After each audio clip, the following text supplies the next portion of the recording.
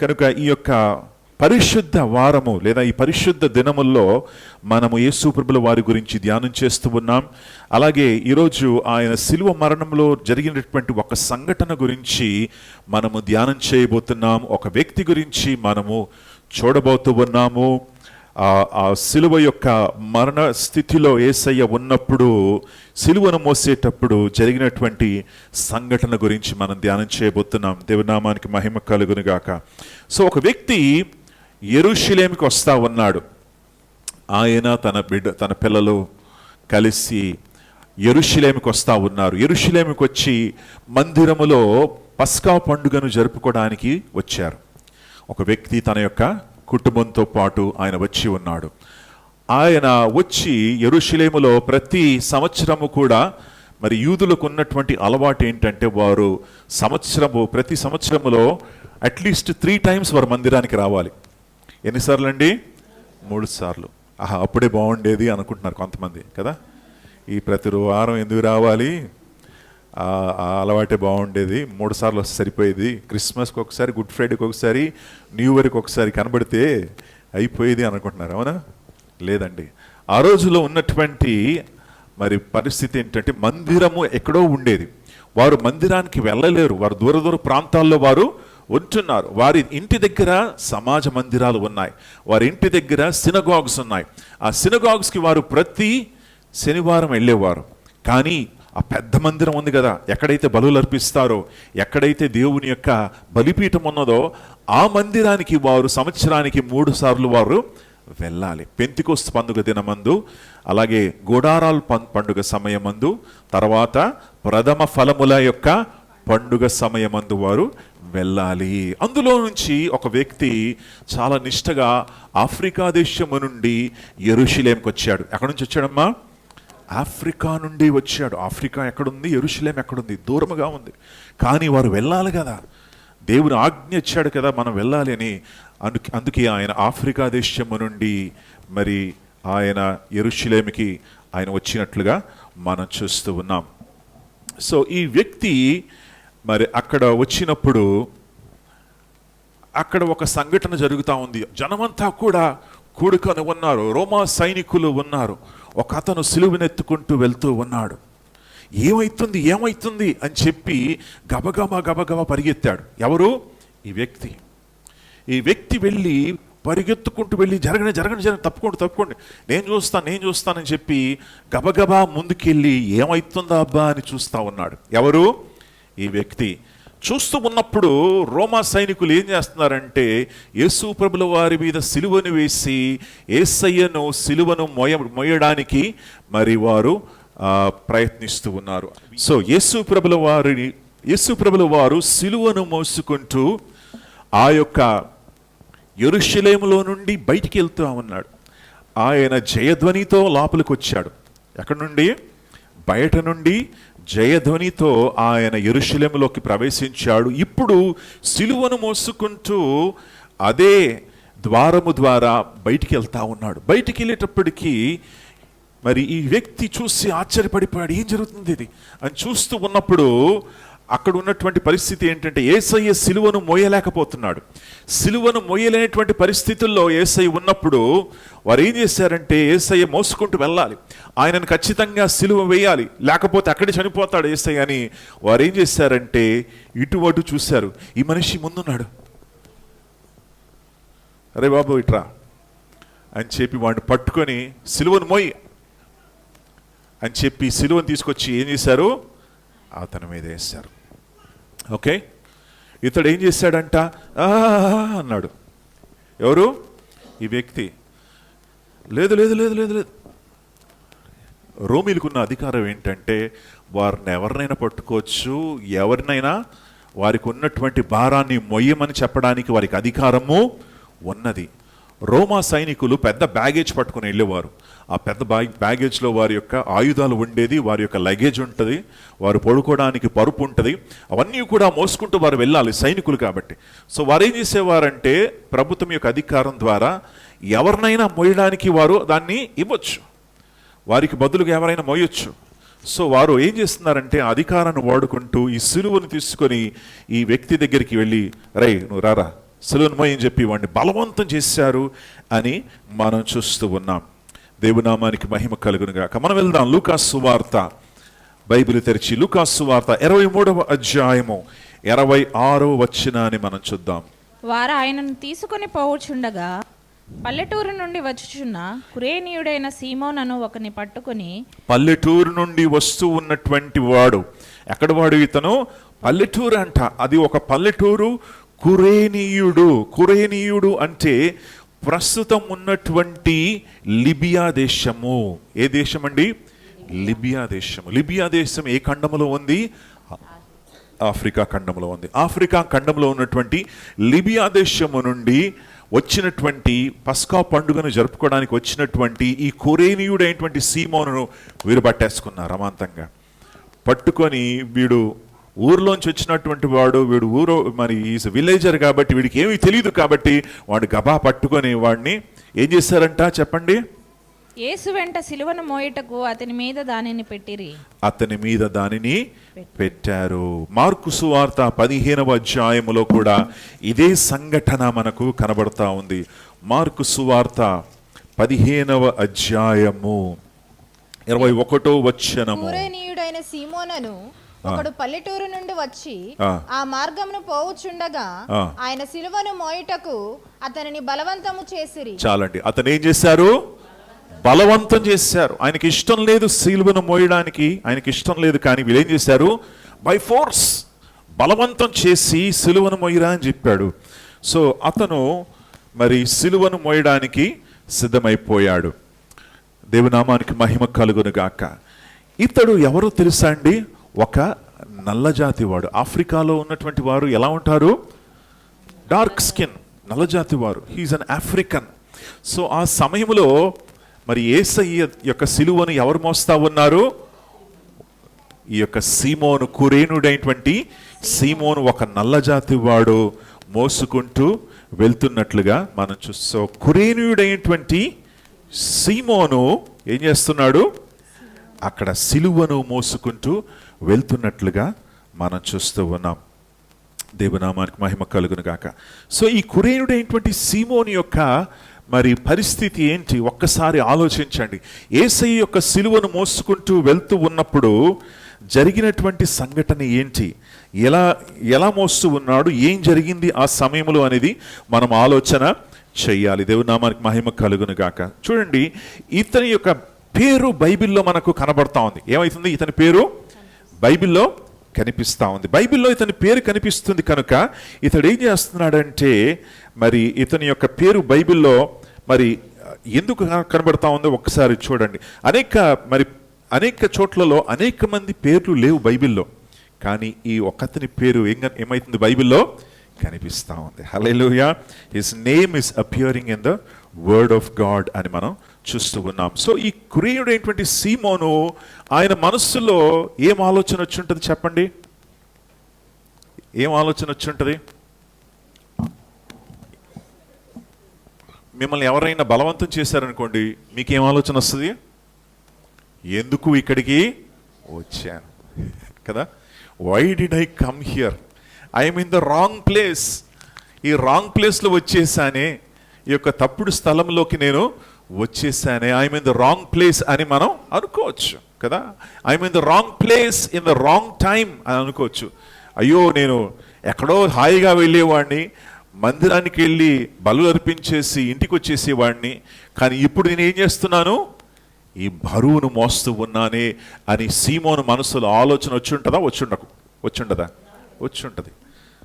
ఎందుకంటే మనమందరం కూడా మానవులమే. ప్రతి ఒక్కరి యొక్క మనసులో అలాంటి ఆలోచన వస్తూ ఉంటుంది. మీ మనసులో ఎలా వస్తుందంటే, నేను ఎప్పుడు ఎస్కేప్ అయిపోదామా అని ఆలోచన వస్తుంది కదా. మనందరికీ ఏంటి, ఎక్కడ ఎవరు ఏ భారం వేసినా ఎలా తప్పించుకుందామనే ప్లాన్లోనే మనం ఉంటాం. అవునా అండి? బహుశా కురేనుడైనటువంటి సీమోను కూడా మరి ఎప్పుడు ఎలా ఎస్కేప్ అయిపోదామనే ఆలోచన కలిగి ఉన్నాడేమో. కానీ సీమోను యొక్క జీవితంలో జరిగినటువంటి సంఘటన ఏంటో తెలుసా? యేసు ప్రభు యొక్క సిలువను మోసిన తర్వాత తన జీవితము పరిపూర్ణంగా ఏమైంది?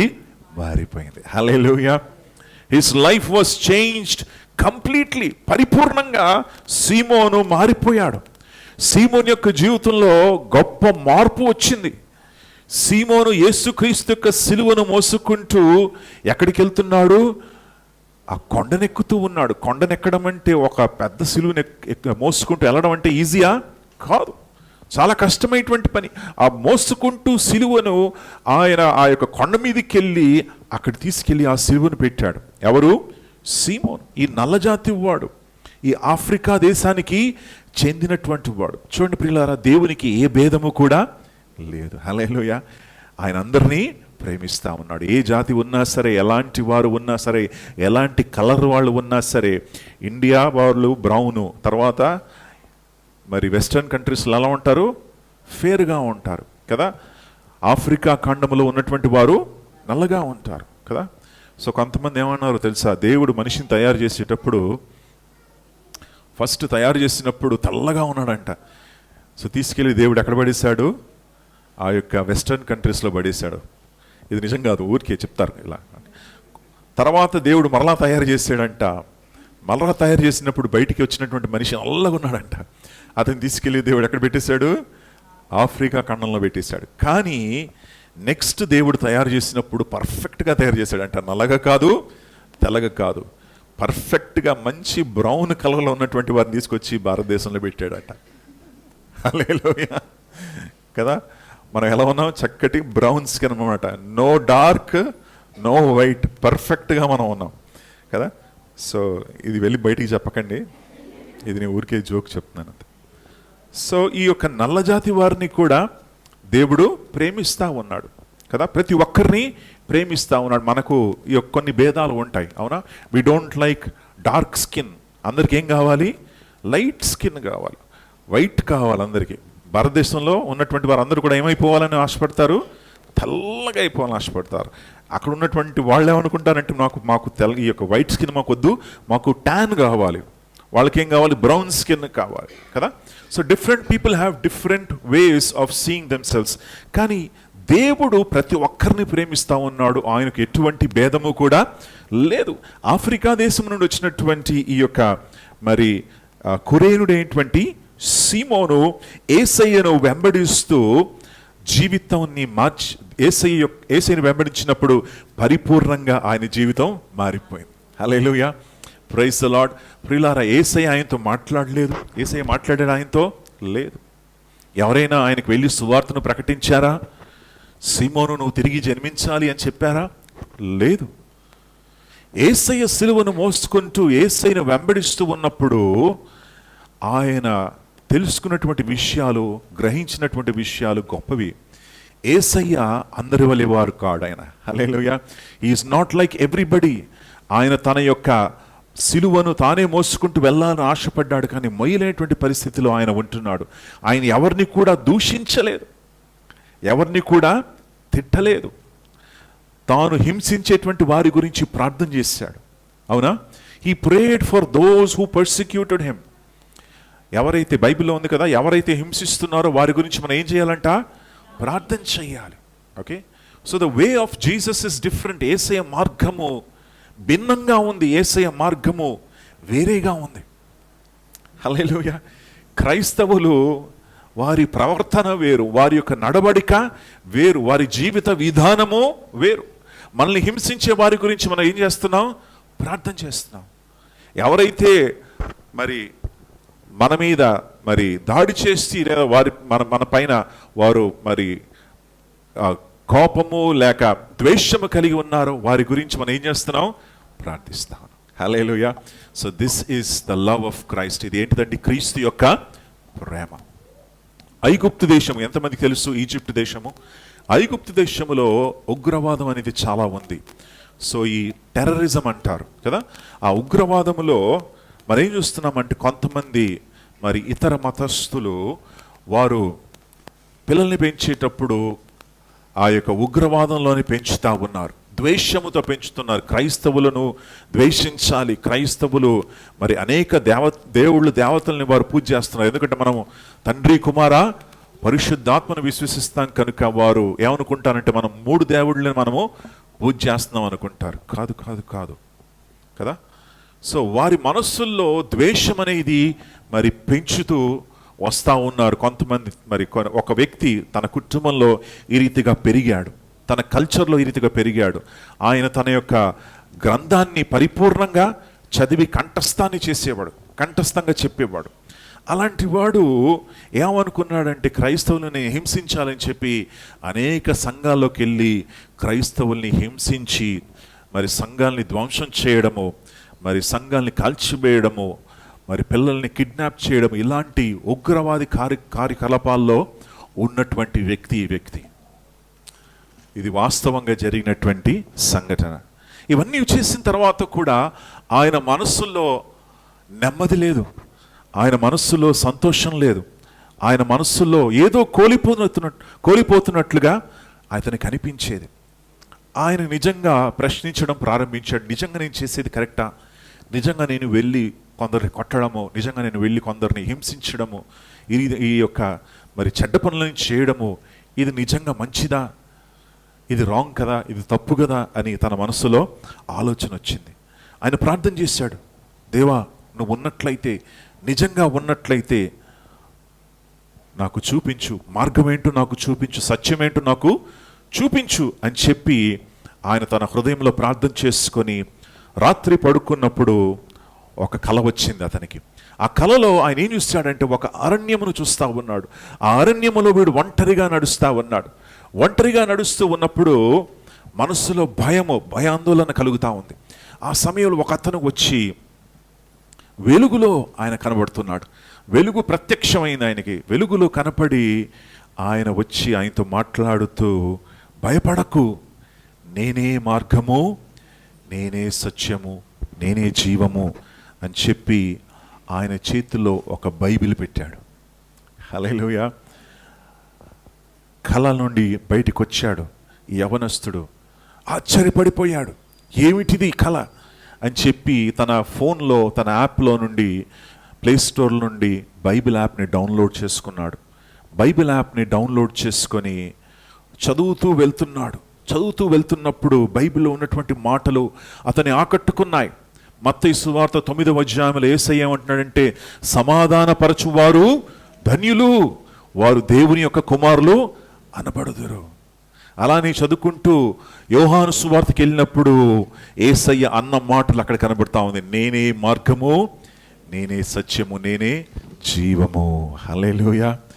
ఆ సమయంలో నుండి ఆయనలో ఉన్నటువంటి వేదన వెళ్ళిపోయింది.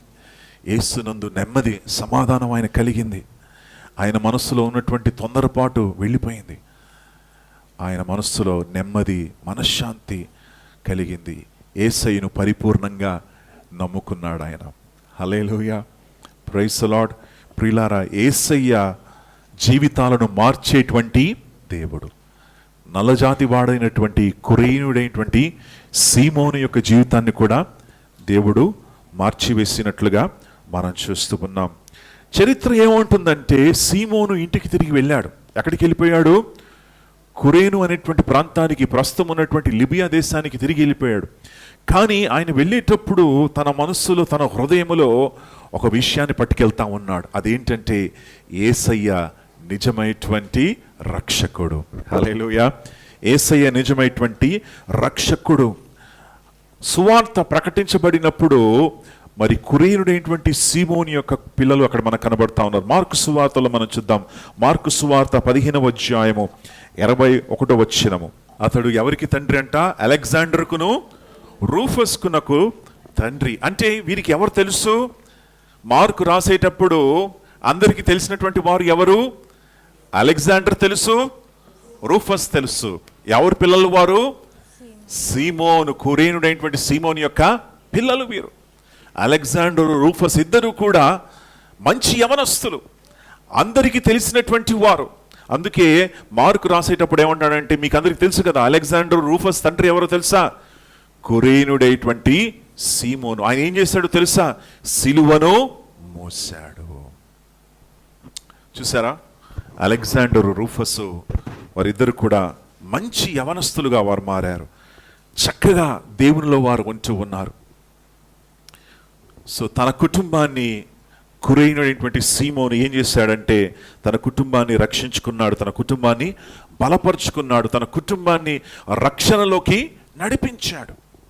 అపోస్తుల కార్యము 13వ అధ్యాయానికి మనం వచ్చినట్లయితే యాక్ట్స్ చాప్టర్ 13, అపోస్తుల కార్యము 13వ అధ్యాయము మొదటి వచనాన్ని చూద్దాం. అంతియొకలోనున్న సంఘములో బర్నబా నెరిగిన సీమోనును కురేనీయుడైన లూకియా చతుర్థాధిపతి అయిన హెరోదుతో కూడా పెంచబడిన మనయేను సౌలు అను ప్రవక్తలను బోధకులను ఉండిరి. సో అంతియోకులో కొంతమంది ఉంటున్నారు, అందులో సీమోన్ ఏమన్నారు వాళ్ళు? ఏమనబడినా నీగేరు అనబడిన. నీగేరు ఎవరు అంటారు తెలుసా? నల్లజాతి వారిని నీగేర్ అంటారు. సో మన నీగర్ సో అందులో నుండి వచ్చినటువంటి భాష ఏంటి? నీగ్రో అని వస్తుంది అనమాట కదా. సో ఈ నిగర్ అనేటువంటి వాడు ఎవరు కాదు, ఇక్కడ సీమోను మనకు కనబడతా ఉన్నాడు. ఇతను ఎవరంట? ఇప్పుడు అంతియోకు సంఘములో ఒక పెద్ద ఆయన. హల్లెలూయా. అంతియోకు సంఘములో ఒక ప్రాముఖ్యమైనటువంటి వ్యక్తి. అతను ఏం చేస్తున్నాడు తెలుసా? అతను ఉపవాసం ఉండి ప్రార్థిస్తూ పౌలుకు బర్నబాకు వారు చేతులు పెట్టి ప్రార్థన చేశారు. హల్లెలూయా. ఎంత ఉన్నత స్థాయికి దేవుడు వీరిని తీసుకెళ్ళాడు చూడండి ఆత్మీయంగా. సీమోను ఏం చేస్తున్నాడు ఇప్పుడు? బర్నబా పౌలు మీద చేతులించి ప్రార్థించినప్పుడు పరిశుద్ధాత్మ దేవుడు వారికి ఎక్కడికి వెళ్ళాలో ఏం చెయ్యాలో ఆ నడిపింపు వారికి కలిగి వారు సువార్తకు వారు పంపించబడుతూ ఉన్నారు. అంత గొప్ప స్థాయికి చేరినటువంటి వ్యక్తి ఎవరు? సీమోను. హల్లెలూయా. ఎలా జరిగింది? కేవలం ఒక సంఘటన మాత్రమే. సో సీమోను మరి చెప్పండి మీరే, ఆ యెరూషలేం పట్టణానికి రావడం దేవుని చిత్తమా కాదా? Is he in the right place, right time? Yes. Yes or కాదా? ఎస్. ఇప్పుడు నా ప్రశ్న ఏంటంటే, మీరు ఇక్కడ కూర్చున్నారు, are you in the right place in the right time? Yes అంటారా? Don't forget, you are in the right place at the right time. Hallelujah. God is speaking to you. దేవుడు నీతో మాట్లాడుతూ ఉన్నాడు. మీరు సరైనటువంటి సమయంలో సరైనటువంటి స్థలములో తన వాక్యాన్ని వింటున్నారు. Hallelujah. God is not making a mistake. దేవుడు తప్పు చేయట్లేదు. దేవుడు సరైనటువంటి స్థలంలో మిమ్మల్ని పెట్టాడు, సరైనటువంటి కుటుంబంలో మిమ్మల్ని తీసుకొచ్చాడు, సరైనటువంటి స్థలములో మిమ్మల్ని తీసుకొచ్చాడు. సరైనటువంటి స్థలములో మీరు ఉంటూ వాక్యాన్ని వింటూ ప్రభు యొక్క అడుగుజాడులో నడవడానికి ప్రయత్నిస్తూ ఉన్నారు. హల్లెలూయా. దేవుని నామానికే మహిమ కలుగును గాక. సీమోను జీవితం మార్చబడింది. యేసయ్య ఆయన జీవితాన్ని పరిపూర్ణంగా మార్చివేశాడు అని మనం చూస్తున్నాం. రోమా 16-13 వచనాలు చూడండి అమ్మా. Romans chapter 16 verse 13. ప్రభువునందు ఏర్పరచబడిన రూపునకు వందనములు. ప్రభువునందు ఏర్పరచబడినటువంటి రూఫునకు వందనములు. రూఫు ఎవరిక్కడ? మార్కు సువార్త 15లో చూసాం కదండి. అలెగ్జాండరు, రూఫస్, కురేనుడైనటువంటి సీమోని యొక్క పిల్లలు వీరు. పౌలు ఏం చేస్తున్నారంటే వాళ్ళకి ఏంటి? వందనాలు అని పౌలు తెలియపరుస్తా ఉన్నాడు. చదవండి. అతని తల్లికి వందనములు. అతని తల్లికి వందనాలు. ఆమె నాకును తల్లి. ఆమె ఏంటంట? నాకును తల్లి. హల్లెలూయా. అంటే ఎంత మంచి స్త్రీగా ఉండొచ్చు ఆమె. పౌలు గారు ఏమంటున్నారంటే ఆమె నాకు కూడా తల్లి. ఆమె విశ్వాసంలో అంత బలంగా ఉంది, స్థిరంగా ఉంది. సీమోని యొక్క భార్య, ఆమె నాకు కూడా ఏంటి? తల్లి. అలెగ్జాండరు, రూఫస్ ఎంత శ్రేష్టమైనటువంటి వారో, సంఘములో ఎంత ప్రాముఖ్యమైనటువంటి స్థలంలో వారు ఉన్నారు. ఒకసారి ఆలోచించండి ప్రియులారా. యేసయ్య సిలువను మోయడానికి మనందరం పిలవబడ్డాం. ఎవరు పిలవబడ్డారు? Every one of us. మనలో ప్రతి ఒక్కరు కూడా ఆయన సిలువను మోయడానికి మనము పిలవబడ్డాం. ఆయనను వెంబడించడానికి మనము పిలవబడ్డాం. ఎక్కడున్న మాటలు? మార్కు సువార్త 16వ అధ్యాయము 24లో నుండి 26 వచనాలు మీరు చూస్తే, మార్కు 16, 24, 26. 15 అన్న. మరియు క్షమించాలి ఒకసారి. మత్తయి సువార్త 16, మత్తయి 16, 24. అప్పుడు యేసు తన శిష్యులను చూచి, ఎవడైనను నన్ను వెంబడింపగోరిన ఎడల ఎవడైనను నన్ను వెంబడింపగోరిన ఎడల తన్ను తాను ఉపేక్షించుకొని తన్ను తాను ఏం చేసుకోవాలి? ఉపేక్షించుకొని తన సిలువనెత్తుకొని తన సిలువనెత్తుకొని నన్ను వెంబడింపవలెను. నన్ను వెంబడించాలి. హల్లెలూయా. క్రైస్తవ జీవితం అంటే ఏంటండి? సిలువనెత్తుకొని వెంబడించేటువంటి జీవితం. సో సిలువ అంటే ఏంటి? అక్కడ కురైనటువంటి సీమోను భౌతికంగా సిలువనెత్తుకుంటూ వెంబడించాడు. కానీ మనము ఏ సిలువనెత్తుకొని మనం వెంబడించాలి? కొంతమంది ఏమనుకుంటారంటే నాకు వచ్చిన ఈ రోగం ఇదే పెద్ద సిలువ అనుకుంటారు కదా. కొంతమంది ఏమనుకుంటారంటే ఈ కష్టం నాకు ఉంది కదా ఇదే పెద్ద సిలువ. కొంతమంది ఏమనుకుంటారంటే ఇదిగో నాకు ఉన్నటువంటి పరిస్థితి ఇదే నాకు పెద్ద సిలువ. No no no no no, తప్పు తప్పు తప్పు. సిలువ అంటే మనము పాపానికి మరణించడము. సిలువ అంటే లోకానికి మరణించడము. సిలువ అంటే పాపాశలకు, లోకాశలకు, జీవిత డంబాలకు మరణించడమే సిలువ. హల్లెలూయా. ఆ సిలువను ఎత్తుకుంటూ మనం యేసయ్యని ఏం చేయాలి? వెంబడించాలి. యేసయ్య ఏమంటాడు చూడండి 26వ వచనంలో, ఒక మనుష్యుడు లోకమంతయు సంపాదించుకొని ఒక మనుష్యుడు లోకమంతయు సంపాదించుకొని తన ప్రాణమును పోగొట్టుకుంటే అతనికి ఏమి ప్రయోజనము? తన ప్రాణాన్ని పోగొట్టుకుంటే అతనికి ఏ ప్రయోజనము? ఒక మనుష్యుడు ఆ, తన ప్రాణమునకు ప్రతిగానేమి ఆ, తన చూడండి ప్రాణమునకు ప్రతిగా నేమియ్యగలడు? చూడండి, ప్రాణము ఎంత ప్రాముఖ్యమో ఒక్కసారి ఆలోచించండి. నిన్నటి దినాన మరి నేను సాటర్డే ఇంట్లోనే ఉన్నాను. ఆఫీస్ మాకు లేదు. ఫ్రైడే థర్స్డే ఆఫీస్కి వెళ్ళాను, ఇంటికి వచ్చాను. సాటర్డే సడన్గా మాకు ఒక మెసేజ్ వచ్చింది. మరి మాకున్నటువంటి ఆఫీస్లో ఒక మంచి యవనస్తుడు 42 సంవత్సరాల వయసు కలిగినటువంటి వాడు, నేను కూర్చున్న దగ్గర వెనకనే కూర్చుంటాడు. మంచి స్థాయిలో ఉన్నటువంటి వాడు, చక్కటి సంపాదన ఉన్నది. ఆయన అతని భార్య ఇద్దరు కూడా కంపెనీలో పనిచేస్తున్నారు. ఇద్దరు కూడా బాగా సంపాదిస్తున్నారు. అన్నీ కూడా ఉన్నటువంటి వారు హఠాత్తుగా చనిపోయాడు. ఓన్లీ 42 ఇయర్స్, 12 సంవత్సరాల కుర్రవాడు ఆయనకున్నాడు. షాక్ అయిపోయాం మేము. అరే ఇది ఎలా జరిగింది? హీస్ హెల్దీ, చూడ్డానికి ఆరోగ్యంగా ఉంటాడు, సన్నగానే ఉంటాడు, ఆరోగ్యంగా ఉంటాడు, వైస్ ప్రెసిడెంట్ కంపెనీలో. హఠాత్తుగా చనిపోయాడు. షాక్ అయిపోయాం మేము అందరం కూడా, ఆశ్చర్యపడిపోయాం. ఎందుకంటే 1 వీక్ బ్యాకే అతనితో మాట్లాడాం, 1 వీక్ బ్యాకే హలో హాయ్ అని చెప్పాం. సడన్గా జరిగింది. ఎలా జరిగింది? అందరం కూడా మరి అనుకోలేకుండా మేము ఆశ్చర్యంగా మరి మేము షాక్లో అయిపోయాం అనమాట. ప్రియులారా, మనిషి ఎంత సంపాదించినా తన ప్రాణాన్ని పోగొట్టుకుంటే లాభమే ఉంది? విలువైంది ఏంటి? ఉద్యోగమా? విలువైంది ఏంటమ్మా? మన ఆత్మ, మన ప్రాణం. బైబిల్ ఏముంటుందంటే యువర్ సోల్ ఈజ్ ఇంపార్టెంట్. నీ ప్రాణము విలువైనది. హల్లెలూయా. లోకంలో విలువైంది ఏంటో తెలుసా? ఒక మంచి ఉద్యోగము, ఒక 5 డిజిట్స్ శాలరీ, ఒక మంచి ఇల్లు, 2 పిల్లలు కదా, భార్య, కుటుంబం, 2 పిల్లలు ఉంటే అమ్మాయ ఇప్పుడేముంది మనకు? మంచి సెటిల్ అయిపోయాడండి. అమెరికాలో ఉద్యోగము, 2 పిల్లలు, 5 డిజిట్ శాలరీ, వాడికి మంచి ఇల్లు ఉంది, వాడికి ఒక కారు ఉంది, అన్నీ ఉన్నాయి, హ్యాపీగా ఉన్నాడు, ఈజ్ వెల్ సెటిల్డ్. దేవుని దృష్టిలో వాడు సున్నా. క్రీస్తులో లేనివాడు ఏమైపోయాడు? సున్నాని. వై? Because what profit? దేవుడు ఏమంటున్నాడు? ఇంగ్లీష్లో చక్కగా ఉంది, what profit is it to a man? మనిషికి ఏం లాభం అండి?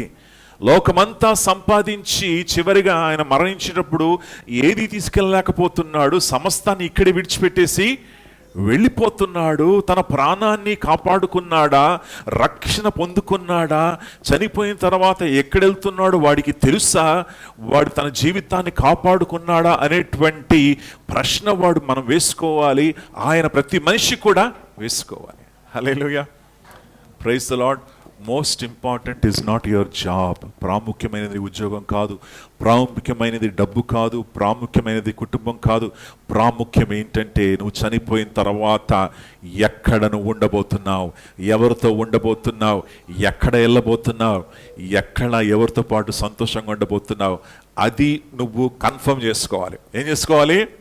కన్ఫర్మ్ చేసుకోవాలి. ఈరోజు కన్ఫర్మేషన్ లేకుండా వెళ్ళకండి ఇక్కడ నుండి, అవునా? మనం కన్ఫర్మ్డ్గా ఉండాలి. ఏంటంటే నేను యేసయ్యతో ఉండబోతున్నాను, హల్లెలూయా. ఆయనతో పాటు నిత్యము నేను ఉండబోతున్నాను. నాకు ఈ లోకంలో ఏది ఉన్నా సరే లేకపోయినా సరే పర్వాలేదు, ఎందుకంటే నిత్యము ఆయన సన్నిధిలో నేను ఉండబోతున్నాను, హల్లెలూయా. నిత్యము ఆయనతో నేను నివసించబోతున్నాను కనుక I'm sure. Are you sure? మన ఇండియాలో ఎస్ అంటున్నారో నో అంటున్నారో తెలియదు మనకు. అన్నిటికీ మనం తల ఊపుతాం, నో అంటే కూడా తల ఊపుతాం, ఎస్ అంటే కూడా తల ఊపేటువంటి అలవాటు మనకుంది కదా. So make yourself sure, be sure where you are going. నువ్వు ఎక్కడికి వెళ్తున్నావో మేక్ ఇట్ ష్యూర్, హల్లెలూయా. నీ సిలువను ఎత్తుకొని యేసయ్యను వెంబడించు. లోకానికి నో అని చెప్పు, పాపానికి నో అని చెప్పు, లోకాశలను ప్రక్కన పెట్టు. అలా చేసినట్లయితే నువ్వు సిలువను మోసుకుంటూ వెళ్తున్నావు, హల్లెలూయా.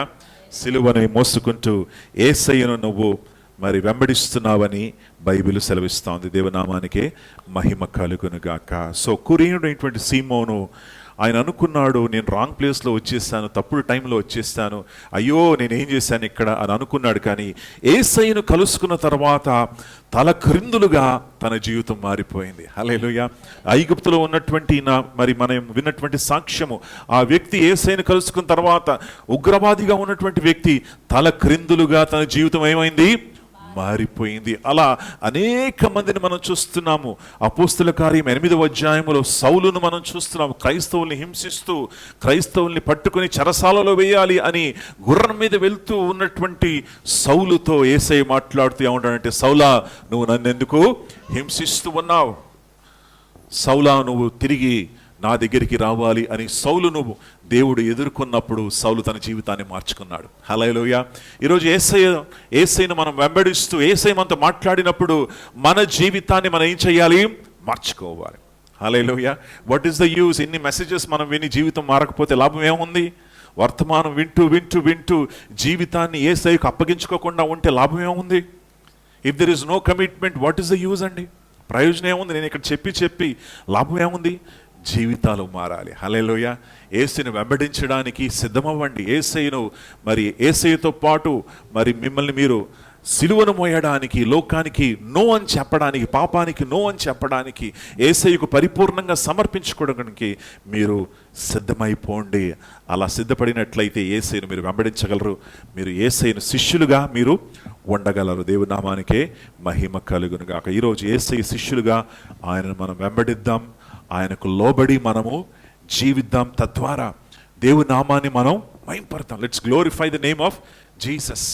కురేనటువంటి సీమోను ఆయన యేసయ్య నామాన్ని మహింపరిచాడు. తన జీవితం ద్వారా, తన యొక్క వ్యక్తిత్వం ద్వారా, తన యొక్క కుటుంబం ద్వారా దేవుని యొక్క నామాన్ని మహింపరిచాడు. ఇలా అనేక సంఘటనలు ఉన్నాయి బైబిల్లో, జీవితాలు మార్చబడినటువంటి సంఘటనలు.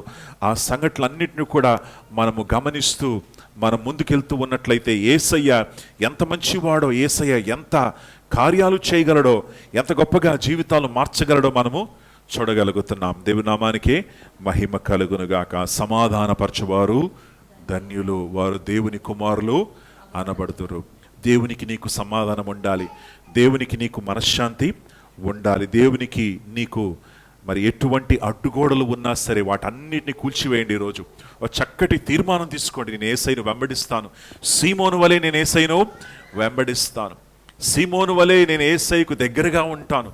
సీమోను వలె నా యేసయ్య ఎక్కడికి వెళ్తున్నా సరే ఆయన వెంబడి నేనేం చేస్తాను? వెళ్తాను అని చెప్పి ఒక చక్కటి తీర్మానం మనం తీసుకున్నట్లయితే మరి మన యేసయ్య మన గమ్యానికి చేరుస్తాడు, ఆ పరలోక రాజ్యాన్ని మనకిస్తాడు.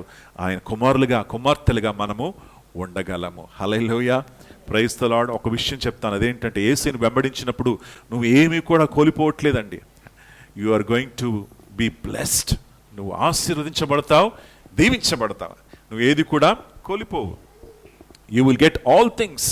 సమస్తమును ఆయన ఇస్తాడు నీకు, ఏది కూడా నీకు తక్కువ చేయడు. యేసయ్యను వెంబడించే వారికి ఏ కొదువ ఉండదు. ఆయన రాజ్యాన్ని, నీతిని మొదట వెతకాలి అని బైబిల్ సెలవిస్తోంది. దేవునామానికి మహిమ కలుగును. ప్రార్థన చేద్దాం. పరిశుద్ధ యేసయ్య స్తోత్రాలు, మీ ఘననామానికే మహిమ కలుగును గాక. ఈ మధ్యాహ్న సమయము తండ్రి వాక్యము ద్వారా మమ్మల్ని బలపరిచినందుకు వందనాలు, స్తోత్రాలు తండ్రి సీమోను ఇదిగో ప్రభువా మరి అనుకున్న రీతిగా ఆయన వచ్చాడు, కానీ తండ్రి దైవికంగా నీ ప్రణాళిక చెప్పున ప్రభువా ఆయన యెరూషలేముకు చేరుకొని తండ్రి నీ ప్రణాళిక చెప్పున సిలువను మోయడానికి తండ్రి మరి ఆయన ఇష్టపడి నేను వెంబడించాడు ప్రభువా. ఇదిగో తండ్రి సీమోని యొక్క జీవితాన్ని మార్చినటువంటి దేవుడు ఈరోజు నా జీవితాన్ని, మా అందరి జీవితాన్ని మార్చి తండ్రి మేము కూడా ప్రభువా నిన్ను వెంబడిస్తూ ఇదిగో తండ్రి మరి లోకానికి పాపానికి మరణించేటువంటి ఆ సిలువను మేము మోసుకుంటూ నేను వెంబడించే కృపను మాకు దయచేయండి. ఇదిగో ప్రభువా మా యొక్క స్థానాన్ని ప్రభువా మేము స్థిరపరచుకొని help us to make our place secure. ఇదిగో తండ్రి మరి పరలోకంలో మా స్థానాన్ని స్థిరపరచుకునే కృపను మాకు దయచేయండి. మీ నామానికి మహిమ ఘనత ప్రభావాలు కలుగును గాక. యేసయ్య పేరట స్తుతించి నేను మహిమపరుస్తున్నాను తండ్రి.